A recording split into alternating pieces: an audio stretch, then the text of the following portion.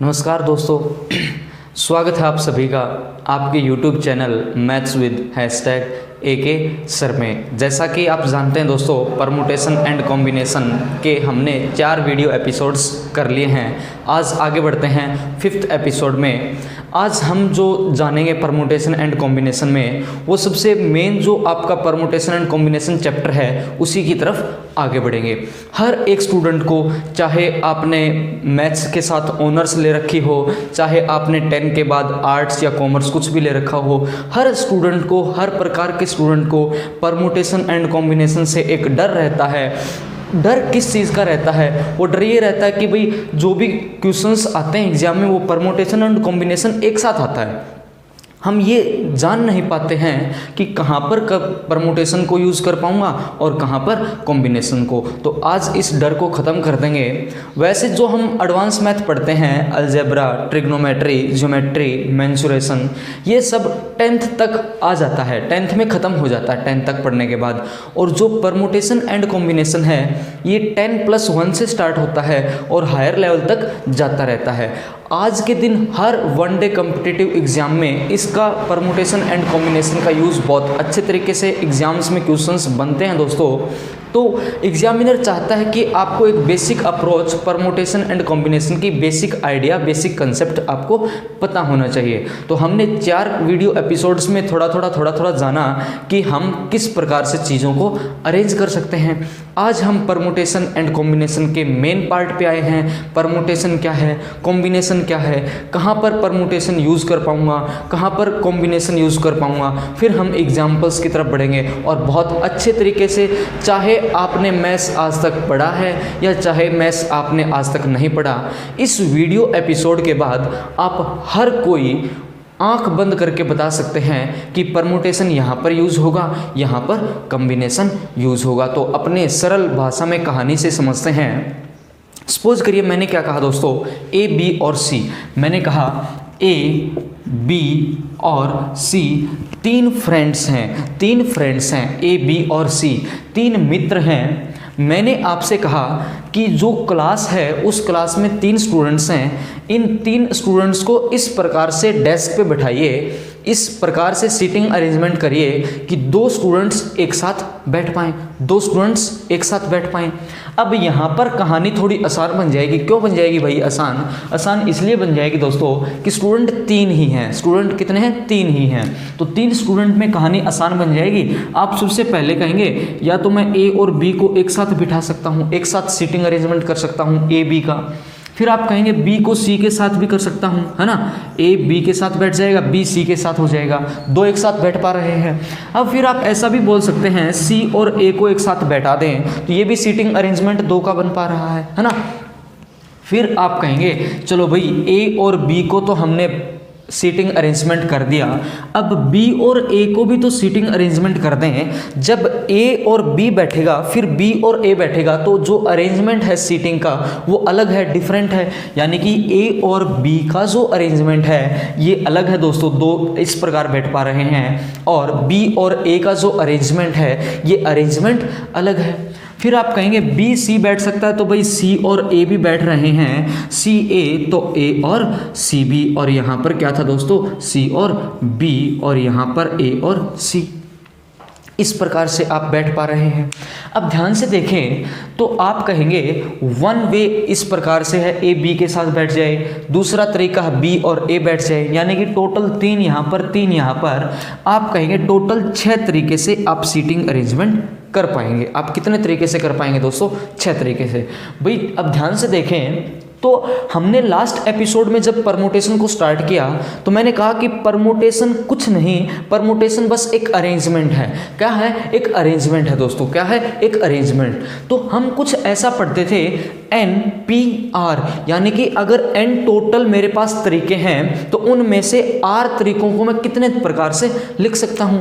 तो अब आप यहां पर क्या मैं ऐसा बोल सकता हूं आपको कि मेरे पास जो टोटल स्टूडेंट्स हैं, जो मेरे क्लास में टोटल स्टूडेंट्स हैं 3 हैं, और इन 3 को मेरे को एक साथ कितने स्टूडेंट्स को बैठाना है? 2 को, यानी कि 3P2।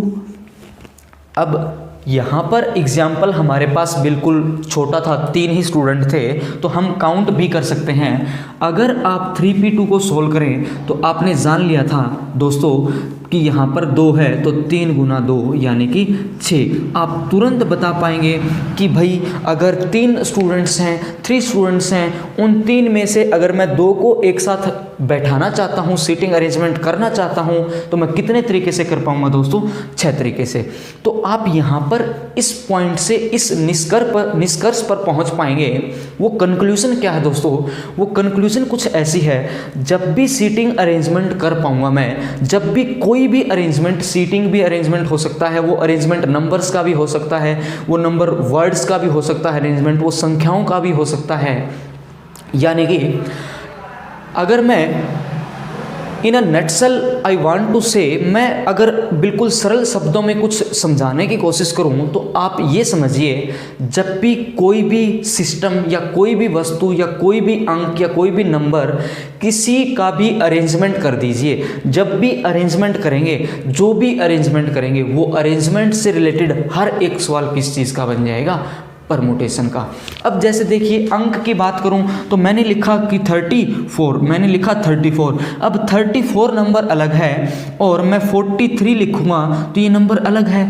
यानी कि आप क्या कहेंगे, जब कोई नंबर से रिलेटेड, संख्या से रिलेटेड कोई भी सवाल बनेगा तो वो अरेंजमेंट भी कैसा हो जाएगा? परमुटेशन का बन जाएगा, है ना। अब ध्यान से देखें तो इसके साथ साथ किसी वर्ड को बनाते हैं। जैसे मैंने लिखा एजुकेशन, मैंने लिखा एजुकेशन। जो एजुकेशन वर्ड है उसको भी पलटने के बाद आप कहेंगे अलग अलग वर्ड्स बन पाएंगे, है ना। जैसे मैंने लिखा PEN, पेन। बिल्कुल एग्जाम्पल, आसान एग्जाम्पल से काम करते हैं, जो हर टाइम आपके पास अवेलेबल रहता है, पेन। अब PEN आपने लिख दिया, अगर मैं NEP लिख दूं तब भी वर्ड अलग बन जाएगा, है ना।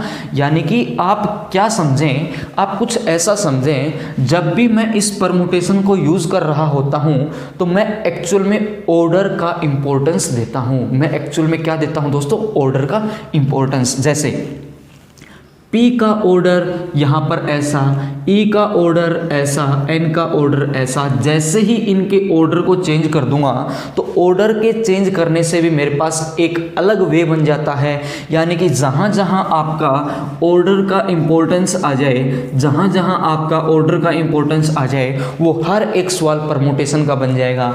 ऑर्डर पे मैंने स्टार मार्क लगा दिया। ये एक बहुत ही डीप वर्ड है, बहुत ही अच्छा वर्ड है, जो आपको बताएगा कि परमुटेशन यूज करना है। जैसे 3 और 4 में ऑर्डर और 4 और 3 में बस ऑर्डर का डिफरेंस है। जब भी आपके पास ऑर्डर बन जाता है, जहां पर ऑर्डर का इंपॉर्टेंस है, वो हर एक सवाल, उम्मीद करूंगा आप समझ पाए होंगे, किसका होगा दोस्तों? परमुटेशन का होगा। इसके बाद आपने ये भी जान लिया था कि 3p2 को 3 गुना 2 लिख देंगे। 10p3 को मैं क्या लिख दूंगा दोस्तों? 10 गुना 9 गुना 8। ये सब आप जान पाएंगे। और आपने ये भी जान लिया कि जो भी सवाल वर्ड्स से रिलेटेड होगा, जो भी सवाल अंक से रिलेटेड होगा, जो भी क्वेश्चन अरेंजमेंट से रिलेटेड होगा, वहाँ पर ऑर्डर इंपॉर्टेंस है। हर वो सवाल कैसा बन जाएगा? हर वो सवाल बन जाएगा दोस्तों परमुटेशन का। अब देखिए मैं यहाँ पर थोड़ा सा बदलाव करूँगा। आप सब कुछ चीज़ें बिल्कुल अभी तुरंत with in fraction of time में समझ जाएंगे। बस बदलाव क्या करता हूँ, एग्जाम्पल यही है दोस्तों। मैंने कहा 3 फ्रेंड्स हैं, 3 क्या हैं? मित्र हैं। A, B और C, 3 क्या हैं दोस्तों? मित्र हैं। 3 फ्रेंड्स। मैंने क्या कहा, ध्यान से समझिए। मैंने कहा कि इन 3 मित्र में से मुझे टूर पे लेके जाना है। जैसे सपोज करिए क्लास है, किसी क्लास में 3 विद्यार्थी हैं और क्लास टीचर ने कहा कि इन 3 स्टूडेंट्स में से किसी 2 बच्चों को मैं टूर पे लेके जाऊंगा। कितने बच्चों को? 2 को। तो आप कितने तरीके से 2 स्टूडेंट्स को लेके जा सकते हैं? अब ध्यान से देखें, अगर मैं यही बात आपको बोल दूं कि A, B और C 3 स्टूडेंट्स हैं और उन तीनों स्टूडेंट्स में से मैं किसी 2 विद्यार्थियों को पिकनिक पे या टूर पर लेकर जाना चाहता हूं, तो मैं कितने तरीके से ले पाऊंगा? सबसे पहले आप सोचेंगे कि आप कहेंगे जी 1 और 2 यानी कि ए और बी को आप टूर पे ले जाओ। सी कहता है चल मैं रह जाता हूँ, है ना। बाकी ऐसा कहते तो नहीं है, सी भी यही कहेगा कि जी नहीं मैं जाऊँगा, है ना।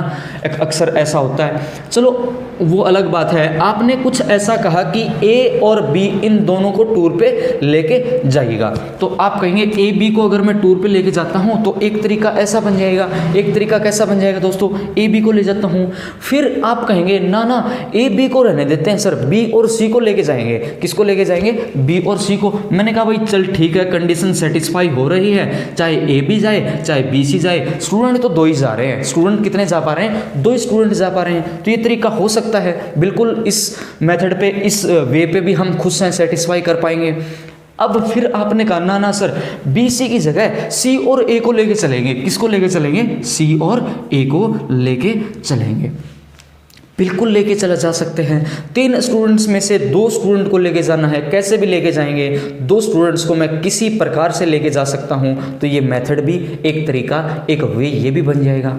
फिर अगर आपने ऐसा सोच लिया कि ना जी ए और बी को नहीं, मैं तो बी और ए को भेज दूंगा। किसको भेज दूंगा, बी और ए को। तो भाई मेरे ए और बी को आप उठा के ले जाएं या ए और बी में से पी और ए को। अगर मैं बात करूंगा स्टूडेंट्स की तो ए और बी और ए जो स्टूडेंट्स हैं वो तो सेम ही है। चाहे ए और बी को ले जाऊं चाहे बी और ए को ले जाऊं, जो स्टूडेंट्स जा पा रहे हैं वो दोनों ही स्टूडेंट्स जा पा रहे हैं। यहाँ पर आपके पास ऑर्डर का डिफरेंस नहीं है, यहाँ पर आपके पास ऑर्डर का डिफरेंस नहीं है। बस यही पॉइंट इंपॉर्टेंट है। आप कहेंगे बी और सी में से सी और बी को ले जाएं, ए और सी को ले जाएं, तो मैं इन सब पॉइंट्स पर बिल्कुल भी खुश नहीं होऊंगा, सेटिस्फाई नहीं होऊंगा। मैं कहूँगा चाहे ए और बी को ले जाएं चाहे बी और ए को ले जाएं, तरीका तो एक ही बनेगा जी। मैं जो काउंट कर सकता हूँ वेज वो ए और बी में भी और बी और ए में भी ये दोनों सेम हैं, तो एक ही पॉइंट माना जाएगा। वेज कितने बन जाएंगे दोस्तों, दोनों में से एक ही तरीका माना जाएगा। तो आप चाहे इन वेज को मान लीजिए चाहे इन वेज को ले जाइए। तो आप कहेंगे ए बी सी अगर 3 स्टूडेंट्स हैं, 3 स्टूडेंट्स में से किसी 2 विद्यार्थियों को आप लेकर जाना चाहते हैं टूर पे, तो आपने काउंट किया 1 2 3, यानी कि मैं टोटल कितने तरीके से लेकर जा सकता हूं दोस्तों, ले जा पाऊंगा 3 तरीके से। अब ये तो है टोटल कहानी, टोटल कंसेप्ट कि हम कहाँ पर ऑर्डर का इंपॉर्टेंस रखते हैं, कहाँ पर ऑर्डर का इंपॉर्टेंस नहीं रखते। तो आपने पाया ए बी को लेकर जाएं या बी और ए को लेकर जाएं, तो ऑर्डर का इंपॉर्टेंस यहाँ पर नहीं है।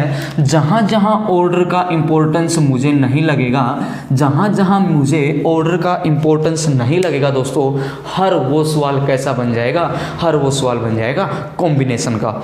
अब ध्यान से देखें तो जो हम कमेटी गठित किया करते हैं, कमेटी का संगठन जो भी होता है, जब हम इस प्रकार की कमेटी को फॉर्म करते हैं, फ्रेम करते हैं, तो उसमें आप कहते हैं या तो मेल्स और फीमेल्स की कमेटी बना देंगे, या अगर स्कूल में बात करें तो गर्ल्स और बॉयज़ की कमेटी बना देंगे, या फिर अगर हायर लेवल पे जॉब पे जाते हैं तो हम ऑफिसर्स और नॉन ऑफिसर्स की कमेटी बना देते हैं, है ना।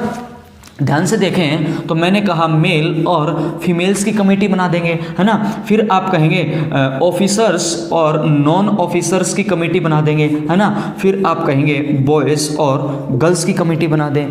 तो जब भी किसी कमेटी का गठन किया जाता है, कमेटी फ्रेम की जाती है, तो क्या हम ऐसा देखते हैं कि भाई ये मेल्स कैसे बैठे हैं, ये फीमेल्स कैसे बैठे हैं, है ना।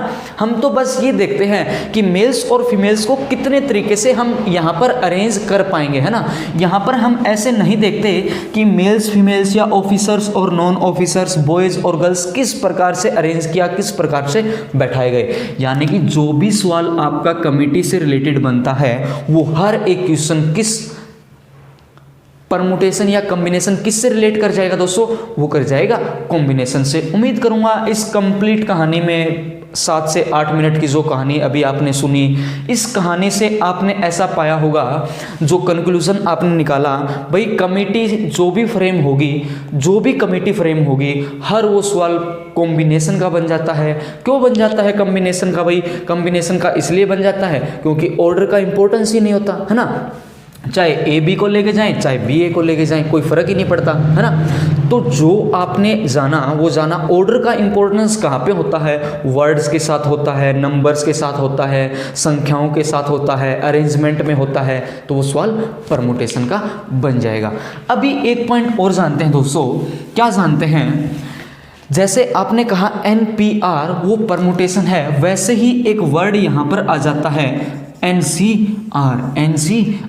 जैसे NPR है वैसे ही सेम एक वर्ड है दोस्तों ये भी NCR, ये बन जाएगा आपका कॉम्बिनेशन से। तो फार्मूला जान लेना चाहिए। फार्मूला कहता है NCR इक्वल्स टू हो जाएगा n factorial upon n minus r factorial into r factorial.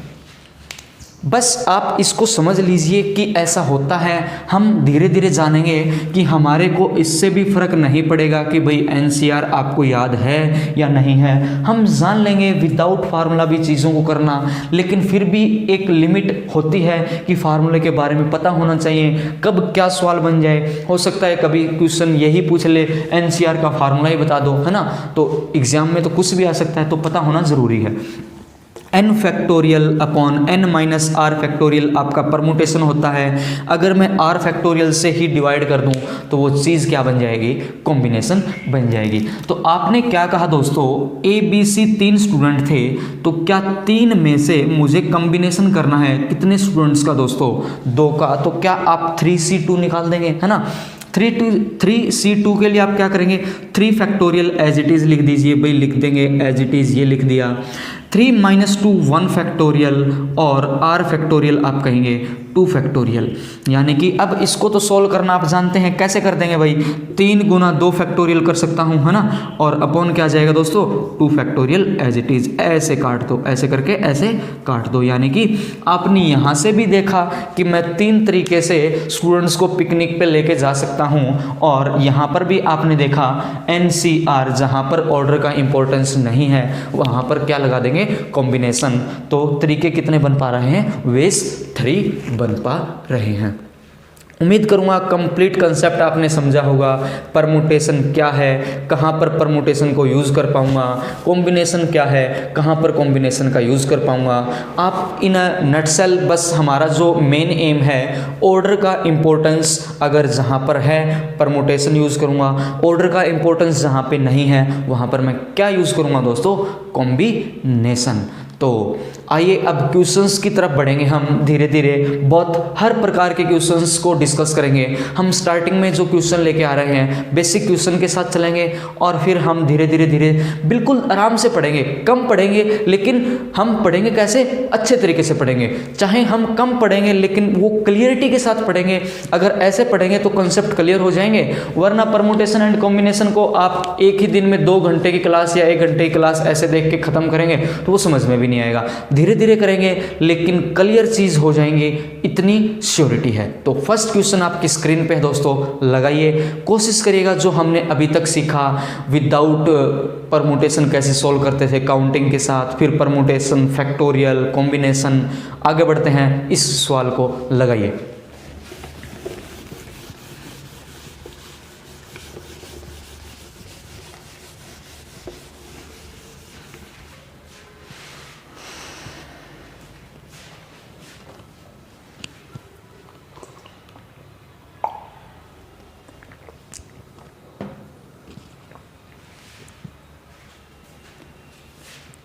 सवाल पढ़ते हैं दोस्तों। सवाल कहता क्या है समझते हैं, आप और हम मिलकर समझते हैं। क्वेश्चन ने कहा क्या, क्वेश्चन ने कहा एक शब्द है आपके पास, एक वर्ड है। वर्ड क्या है दोस्तों, डायरेक्टर। वर्ड क्या है, डायरेक्टर। आपने कहा भाई सबसे पहले तो आ गया वर्ड। वर्ड यानी कि वर्ड के अंदर आप कहेंगे, वर्ड के अंदर तो ऑर्डर का इंपॉर्टेंस है, यानी कि माइंड में स्ट्राइक करेगा सवाल कैसा, परमुटेशन का। सवाल कैसा, परमुटेशन का। इसने कहा कि जो डायरेक्टर शब्द है, जो डायरेक्टर आपके पास वर्ड है, उस वर्ड में जो लेटर्स हैं उन लेटर्स को इस प्रकार से अरेंज करें कि इस लेटर में आपके पास 3 वोवल्स हैं। 3 क्या है दोस्तों? वोवल्स हैं।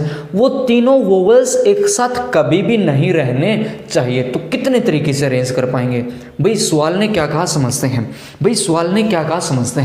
सवाल ने क्या कहा कि डायरेक्टर शब्द में जो लेटर्स हैं उन लेटर्स का अरेंजमेंट करना है। अरेंजमेंट और वर्ड से हम समझ चुके हैं। सवाल परमुटेशन का है, परमुटेशन यूज करूंगा। अब इसने कहा क्या कि वोवल्स जो हैं हमारे पास 3 वोवल्स हैं, वो तीनों वोवल्स कभी भी एक साथ नहीं होने चाहिए। तो कितने तरीके से बना पाएंगे? तो आइए चीज़ों को समझेंगे। सबसे पहले तो मैं वर्ड लिखता हूँ DIRECTOR।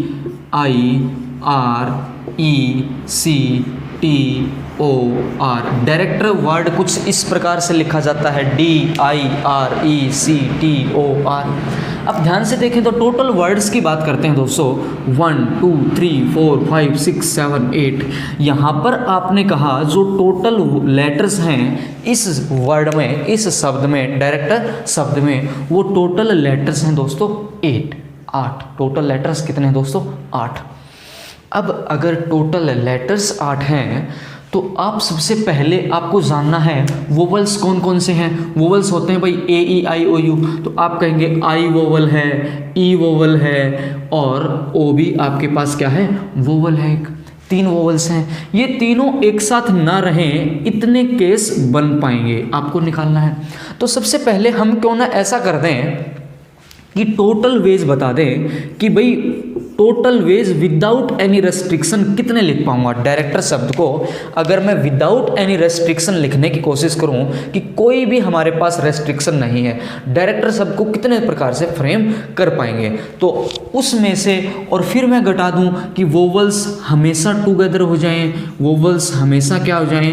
टुगेदर हो जाएं। अगर उनमें से टोटल में से वोवल्स टुगेदर को मैं सब्ट्रैक्ट कर दूं तो क्या उतने वही तरीके बन पाएंगे जब वो क्या नहीं होगा? वोवल्स एक साथ नहीं होगा, है ना? क्योंकि वोवल्स को एक साथ ना रहना ये थोड़ा मुश्किल कर देता है सवाल को। बस सवाल मुश्किल कर देगा, लेकिन हम मैथ्स को जानते हैं, हम मैथ्स को समझदारी से समझते हैं, तो समझदारी दिखाएंगे अपने मैथ्स की। क्या टोटल वेज में से जो वोवल्स टुगेदर हैं उनको घटा देंगे भाई। घटाने से क्या होगा? वो वोवल्स जो एक साथ नहीं है उतने तरीके हमारे पास बन जाएगा। अब आप जानते हैं क्या जानते हैं दोस्तों? हमारे पास टोटल 8 शब्द हैं। तो 8 शब्द मैं कितने तरीके से बना पाऊंगा? ये शब्द हमने सबसे पहले जो एपिसोड स्टार्ट किया तब जाना था। 8 वर्ड्स किस प्रकार से लिखेंगे? 8 गुना 7 गुना 6 गुना 5 गुना 4 गुना 3 गुना 1। इसी को मैंने क्या कहा था? 8 फैक्टोरियल। इसी को मैंने क्या कहा था दोस्तों? 8 फैक्टोरियल। अब ध्यान से देखें तो मैं ऐसा बोल सकता हूं क्या? मेरे पास टोटल वर्ड्स हैं 8 और 8 में से 8 ही शब्द बनाने हैं। कितने शब्द बनाने हैं? 8 लेटर्स का ही शब्द बनाना है, यानी कि 8P8 बन जाएगा। अब ध्यान से देखें तो 8P8 का एक्चुअल मीनिंग क्या होता है? 8 गुना 7 गुना 6 गुना 5 गुना अप टू कब तक? 1 तक। क्यों भाई? यहाँ पर हमने ये भी समझा था बेस में अगर 8 है तो यहाँ पर 8 टाइम्स में मल्टीप्लिकेशन गुना लिख दूंगा। तो 8 टाइम्स यानी कि 1 से 8 तक की गुना लिखेंगे। इसी को मैंने कहा था 8 फैक्टोरियल, यानी कि आप कहेंगे जो टोटल वेज बन जाएंगे विदाउट एनी रेस्ट्रिक्शन वो क्या टोटल 8 फैक्टोरियल बन जाएंगे दोस्तों, है ना? वो टोटल कितने बन जाएंगे दोस्तों? 8 फैक्टोरियल।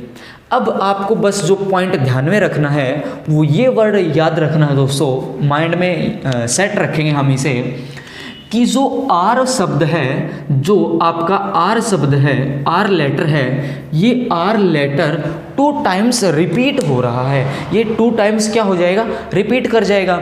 अब रिपीट कर जाएगा तो वो तरीके कट जाएंगे। कौन कौन से तरीके कट जाएंगे? ये लिखें या ये लिखें तो वो तरीके कट जाएंगे। सेम वर्ड है तो जितना रिपीटिशन है उस रिपीटिशन से मैं कर देता हूँ डिवाइड। बस ये चीज़ आपको समझनी है। आपको क्या समझनी है दोस्तों? अगर यहाँ पर 3 लेटर्स रिपीट कर रहे होते तो मैं यहाँ पर कितने से डिवाइड कर पाता? 3 से डिवाइड कर पाता। 3 से डिवाइड क्यों कर पाता? 3 फैक्टोरियल से अगर आप बात करें किसी भी वर्ड की जिसमें लेटर्स रिपीट हो रहे हैं, तो मैं बात करूं तो उसमें चाहे इस आर से बनाएं या इस आर से बनाएं, वर्ड्स में कोई डिफरेंस नहीं बन पाएगा। अगर डिफरेंस नहीं बन पाएगा तो उतने तरीके कम बन जाएंगे। कितने कम बन जाएंगे? जितने लेटर्स होंगे उतना फैक्टोरियल से मैं क्या कर दूंगा, डिवाइड कर दूंगा। अब ध्यान से देखें तो आपको इस टोटल में से क्या सब्ट्रैक्ट करना है दोस्तों, वोवल्स टुगेदर। अभी इसको सोल्व करने मत लग जाना 8 गुना 7 गुना 6 गुना ऐसे। क्यों? क्योंकि एग्जाम का जो भी सवाल होगा, किसी भी एग्जामिनर ने अगर सेट किया है तो एग्जाम में वही सवाल आएगा। डाटा एक दूसरे के साथ कहीं ना कहीं आपको मिलेगा ही मिलेगा नज़र, तो हम चीज़ें आसान बना सकते हैं। तो वोवल्स टुगेदर की बात करूं तो वोवल्स आप कहते हैं, एक है आई, एक है ई और एक है ओ, एक है ओ। ये हमेशा एक साथ कैसे रह पाएंगे? आपने कहा कि भाई ये तीनों हमेशा एक साथ होने चाहिए, तो एक साथ मैं तभी रख पाऊंगा, इन तीनों को मैं एक बेल्ट से बांध देता हूं। मैं क्या कर देता हूं दोस्तों, इन तीनों वर्ड्स को उठाया मैंने, यहां से निकाल दिया, क्या बन गया, आई ई ओ। निकाल के अब मैंने बेल्ट से इनको टाई अप कर दिया, बांध दिया।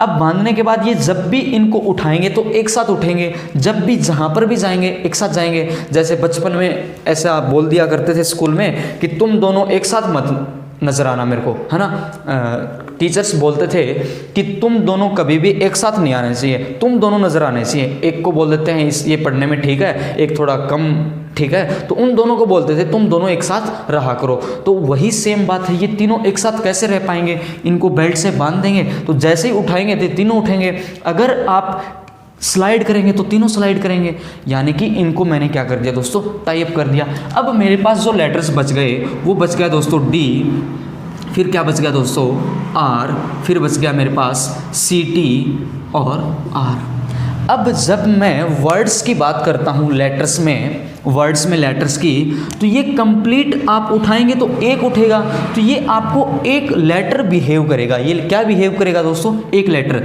फिर कहेंगे 2 3 4 5 6, यानी कि टोटल जो लेटर्स मुझे अब नज़र आ रहे हैं वो 6 नज़र आ रहे हैं। इन 6 लेटर्स की मदद से, इन 6 लेटर्स की मदद से आप कहेंगे कितने तरीके से अरेंज कर पाएंगे भाई, 6p 6 कर पाऊंगा, है ना, 6p 6 कर पाऊंगा। तो 6p 6 तरीकों से आप कहेंगे कितना बन जाएगा, 6 फैक्टोरियल बन जाएगा, 6 फैक्टोरियल बन जाएगा। अब आप कहते क्या हैं, आप कहते हैं यहाँ पर भी r 2 टाइम्स रिपीट करेगा, यहाँ पर भी r क्या करेगा दोस्तों, 2 टाइम्स रिपीट करेगा। अब 2 टाइम्स रिपीट करेगा तो यहाँ पर फिर मैं कर दूंगा, किससे गुना कर दूंगा दोस्तों, 2 फैक्टोरियल से, 2 फैक्टोरियल से। अभी ध्यान से समझते रहिएगा, अभी ये सवाल ख़त्म नहीं हुआ है, अभी ये सवाल ख़त्म नहीं हुआ है। क्यों नहीं हुआ है भाई? अब ध्यान से देखें तो ये तीनों भी तो अपने आप में अरेंजमेंट कर सकते हैं। आई कहेगा नहीं मैं तो लास्ट में जाऊंगा, ये तीनों अपने आप में भी अरेंज करेंगे दोस्तों। तो तीनों अपने आप में अरेंज करेंगे तो कितने तरीके से कर पाएंगे? सवाल ने कहा अरेंज करिए, अरेंज यानी कि परमुटेशन। कितने तरीके से कर पाऊंगा दोस्तों, 3 फैक्टोरियल से, 3 फैक्टोरियल से कर पाऊंगा, क्योंकि 3p3 है। कितने तरीके से, 3p3। आप कहेंगे 6 फैक्टोरियल अपॉन 2 फैक्टोरियल अगर तीनों एक साथ हैं, और 3 factorial. A and D, and यानी कि और, कंसेप्ट याद करिए, एंड के साथ क्या करेंगे, गुना, या तो ये और ये, तो और के साथ क्या कर दूंगा मैं, गुना कर दूंगा। यानी कि अब आप आंसर तक पहुंचने में समर्थ हो पाएंगे, आंसर अब आप निकाल पाएंगे दोस्तों। आंसर क्या बनेगा देखिए, 8 factorial upon 2 factorial minus 6 factorial upon 2 factorial into 3 factorial, है ना।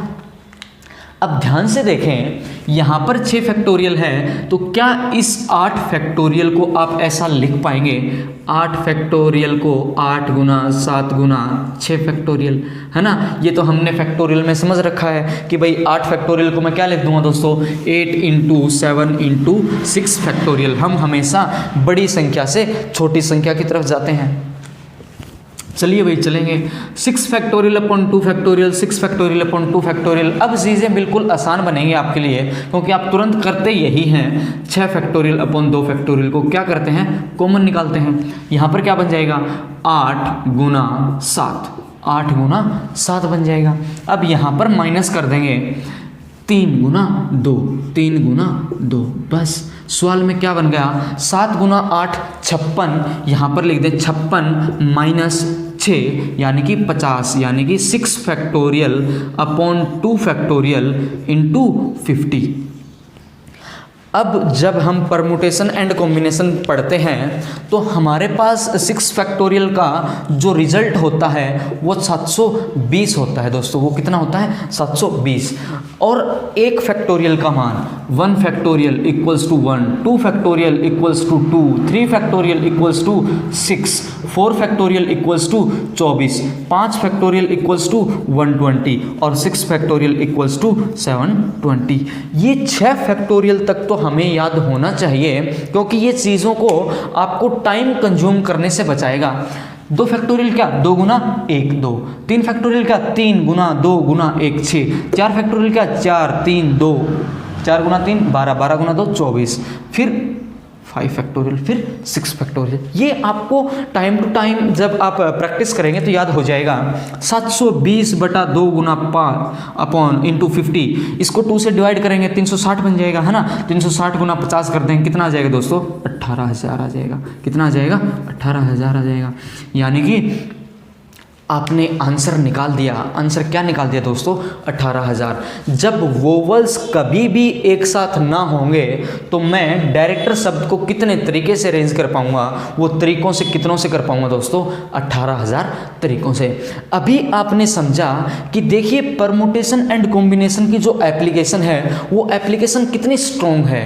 आप अगर कंसेप्ट को समझ जाएंगे तो तुरंत सोल्व कर देंगे। अगर कंसेप्ट पता है तो मैं तुरंत क्या करता, 8 फैक्टोरियल अपॉन 2 फैक्टोरियल में से क्या घटा दूंगा, 6 फैक्टोरियल अपॉन 2 फैक्टोरियल गुना 3 फैक्टोरियल। तो हर एक शब्द को इस परमुटेशन एंड कॉम्बिनेशन में जो क्वेश्चंस हैं, हर एक वर्ड को समझना बहुत ज़रूरी है। Vowels not come together, total ways, repetition, non repetition, हर प्रकार से आपको क्वेश्चन को समझदारी से समझना है। उम्मीद करूंगा ये क्वेश्चन आपने समझ लिया होगा दोस्तों। किसी भी स्टूडेंट को अगर किसी पॉइंट पे डाउट लगते हैं वो कमेंट सेक्शन में ज़रूर कमेंट करके बताइएगा दोस्तों। Thank you so much. आज के लिए इतना ही करते हैं। जय हिंद।